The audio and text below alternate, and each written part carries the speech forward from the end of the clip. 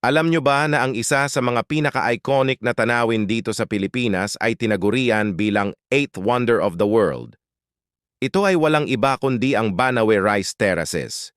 Isipin nyo, mahigit 2,000 taon na ang nakalipas, nililok ng ating mga ninunong Ifugao ang mga hagdan-hagdang palayang ito gamit lang ang kanilang mga kamay at mga simpleng kagamitan.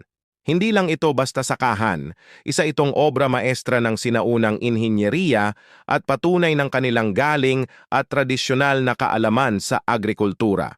Hanggang ngayon, dinarayo pa rin ito ng mga turista mula sa iba't ibang panig ng mundo para masaksihan ang nakakamanghang ganda nito. Ito ay isang pambansang yaman na dapat nating ipagmalaki at pangalagaan. Kung nagustuhan niyo ang kaalamang ito, huwag kalimutang mag-like at mag-subscribe para sa mas marami pang kwento tungkol sa ating bansa. Hanggang sa susunod.